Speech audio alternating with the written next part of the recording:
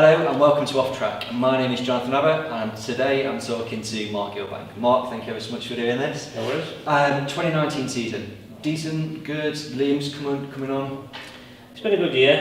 It's been obviously the first season for Liam, which we've really enjoyed, and most of my focus has been on Liam this year to try and get him up to speed. You know, his lap times were great to start with, but that track craft, that that impact, that racing stock cars is something that it has to be. You have to be ready for it. Yeah. So, but he's without a shadow of a doubt proved beyond my expectations. He's really impressed me. Proud of him. I think in for many people he's done really well and kind of come across as a great driver for the future. He's had a good car this year. We built a tarmac car. We finished late, to be fair. So next year, hopefully, he'll have another good season. But he's now going to sort of cut his teeth. Yeah. He's in blue tops, which is a pretty difficult grade. Because those red tops are within a lap straight on. He's got to go really. Yeah. Okay. You've been about sport for quite a while. Just a while. Just a bit. Not to say how long, because that'll be. What's the best stock car that you've built or raced? The best car that we've currently got, which is one that I built when I was 18, back in the day. I started when I was 16, built that when I was 18. Me and my dad, Wilf Warnes, we built it at Wilf Warnes' garage. Nick Smith, Ashley Bourne, sprint car champion. And you know what, that car's evolved over the years. It's still the same car. It's evolved over the years with different suspension and stuff like that. I only just changed the axles in it the last couple of years, and it's the car that Liam's racing now. It's still winning finals, this season. Brilliant car. It is. That's an incredible amount of time. Is that the longest car? Is that the longest amount of time a car's been on track? Do you think there's any older cars out there? Because I wouldn't know, but it's got to be one of the longest standing, good cars. Absolutely. It's brilliant. Fantastic. Are there any cars racing that you admire that are on track at the moment that you haven't built? Yeah, there's. Everybody that's building a car and turns a car out these days is really trying to up the standards. Lee Fairhurst, his engineering skills, his finish is much like mine, which is second to none. You don't leave a bracket that's not quite right. You finish it how you want, otherwise it gets a reject. So his cars are good. Always looks after them. Ryan Harrison's building some great cars. They look different. We've just built a tilter cab. That's what Liam wanted, so we've just done one of them, and it's just evolving, isn't it? Brilliant. Do you race to win or race to entertain? I think you always have to race to win. Yeah. But all that depends on really the second half. How you got through the first half of the race, you're into the second half of the race. Are you getting to the front? Are you in with a chance? Then you race to win, or you race to qualify for the the next race, etc. But that race to win comes probably in the last 5 laps. If I'm honest. Okay. Another tracks that we currently race at, is there one that you particularly like? Is your favourite? We actually had over doubt the favourite track we race on for me and Liam is Kingsland. Okay. Due to their effort, the effort that they put in track prep. It's a great track to race at. The fence is pretty unforgiving. But having said that, you glance around it, provided it's not too hard, it keeps you in the race, and it's a pleasure every time we go. Big incident at Kingsland, last meeting for you there, was it? Yeah, for me. Yeah. John Lunn rear-ended me pretty heavy. I took to mark a tyre. And he pumped it back on me pretty quick and just wrote the car off really. Not wrote it off, everything's repairable, but it's me really. I've got broken ribs, kneecap problems, can't feel my hand, I've got other injuries. If it weren't that late in season, it's a roomy season. Yes. But hopefully back on track for 2020 with everything fixed, including yourself. I'm hoping so, because we want to go straight back into it and have a good season with him. Okay. Thinking about other formulas, is there anybody that's racing in another formula that you'd like to see in Formula 1 stock cars for you to race against? Oh yeah, there's other people in Formula 2, Gordon Mooney, people like that you think you really want to go up against it. But as far as not from a contact formula, I think I'd like to see a rally driver, a top rally driver come in and just see what he thinks, because they can handle a car, but you have to be ready for that impact and that contact. It's a totally different thing to get used to really, and I think they'd be surprised just how good a drivers that we are Yeah. against, you know, because it's an amateur formula. Yeah, absolutely. They'd be surprised how much, you know, skill and drive you have to do it. There's been lots of talk before about, you know, you've got some potentially the best drivers in the world sat in Formula 1 stock cars, but you just can't, because it's classed as an amateur sport, you don't necessarily see that outside of stock cars. Yeah. We've said that you've kind of been racing for quite a while. Is there any tracks that you'd like to bring back, or any track you'd like to bring back into Formula 1s to race against, to race on in 2020? The obvious one is Coventry, Yeah. which was a Premier Stadium. But to be fair, an older track that was a favourite of mine, I never got to race at, which was the old Bellevue. Okay, yeah. Now, back in the day when I was in '82 when Willie won the World Final, I'd have been 7. Yeah. So I could only just see over the fence at that point. Shields hitting me in the face. You know, I'm getting all the feeling. My dad built Willie's car. Yeah. You know, it's the team were, you know, having a good vibe. There's champagne everywhere, and it were all good. So you get memories like that. And I really wanted to race at that Bellevue, and it unfortunately closed before I started. But me being a bit of a shale guy, you know, and I like the speed and the fast drifting. Yeah.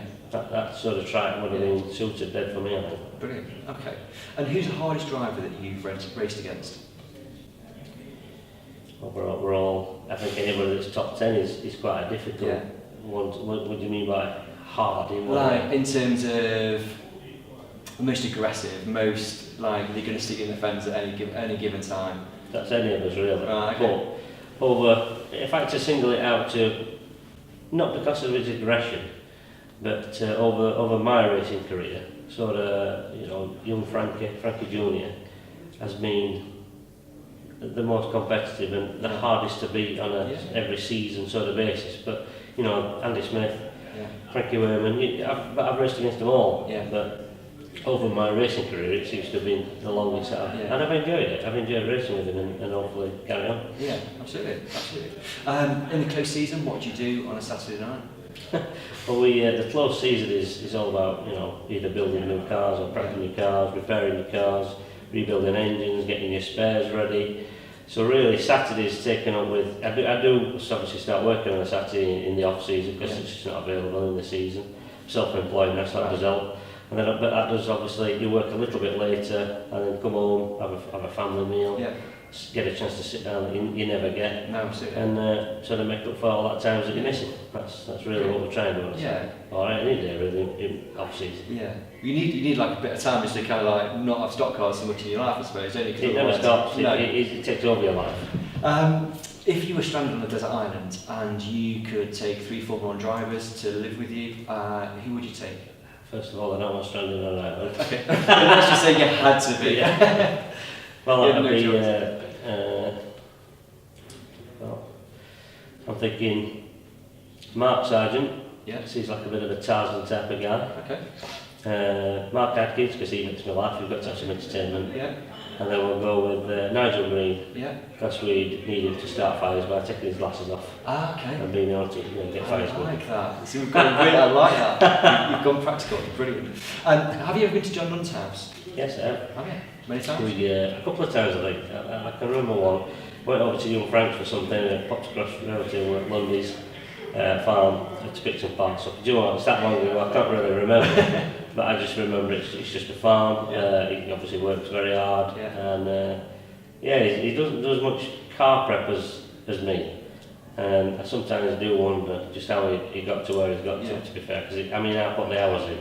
And you know, I've had probably little reward out of my career for that, but I've always had an odd breakdown or something, been unlucky, but you know, if you look in, you're winning, so I think that's been his thing. Brilliant. What was the last thing that you cooked? I don't cook. Ever?